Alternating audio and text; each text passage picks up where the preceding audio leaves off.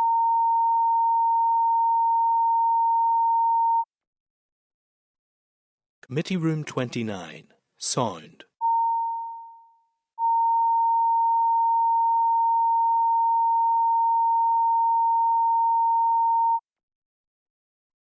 Committee Room 29, Sound.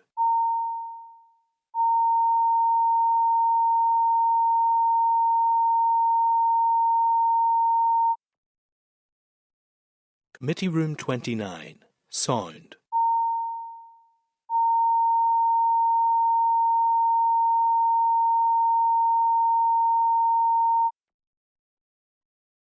Committee Room 29, Sound.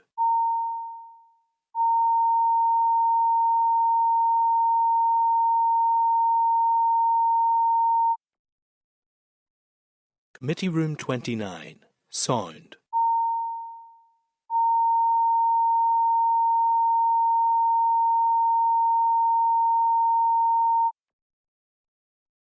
Committee Room 29, Sound.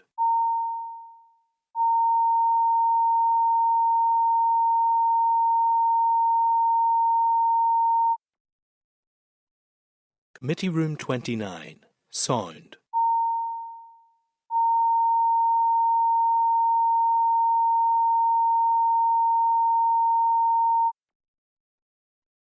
Committee Room 29, Sound.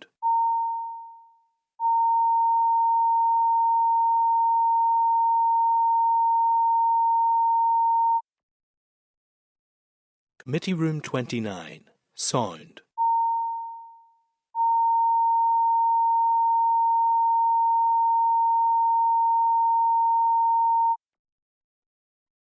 Committee Room 29, Sound.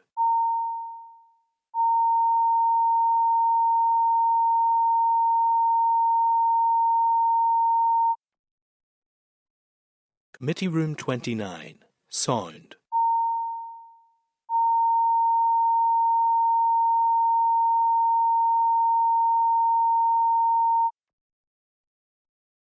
Committee Room 29, Sound.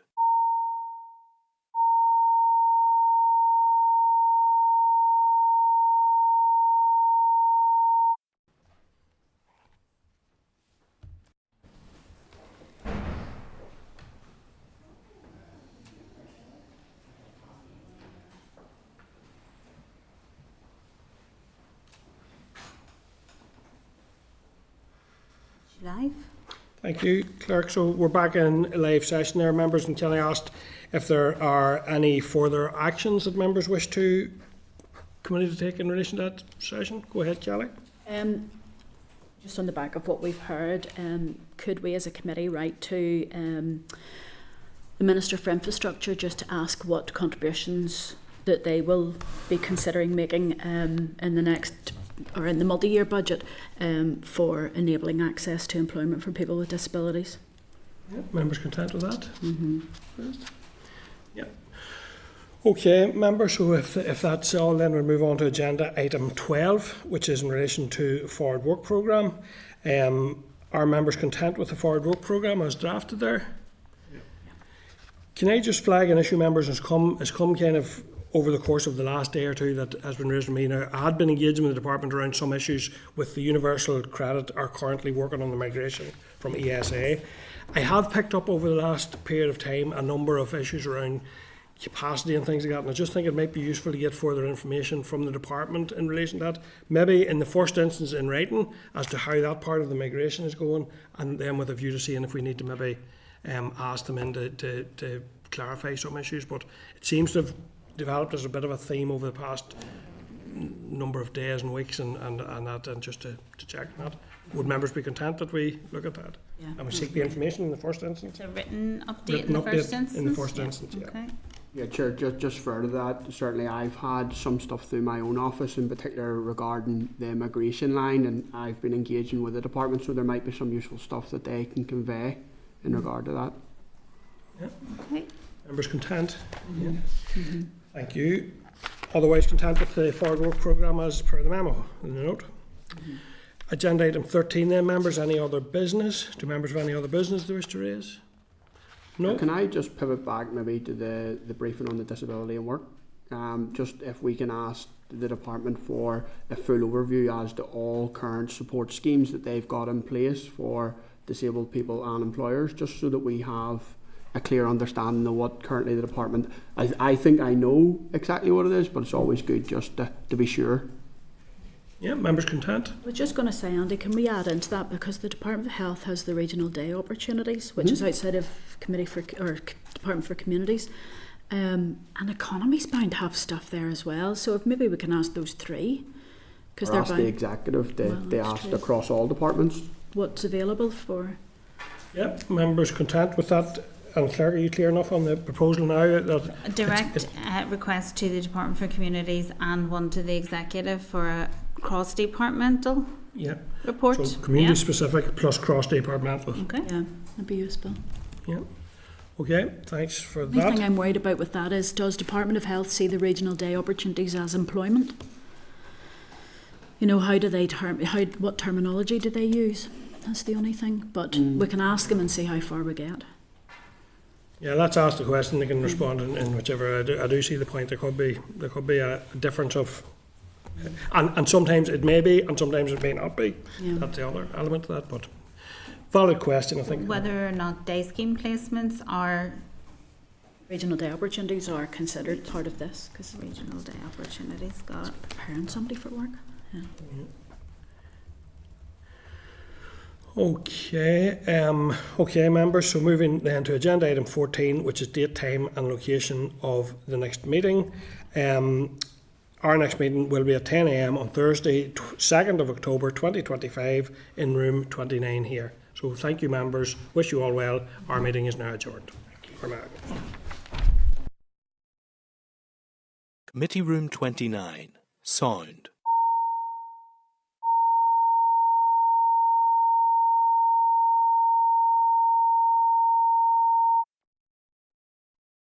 Committee Room 29, sound.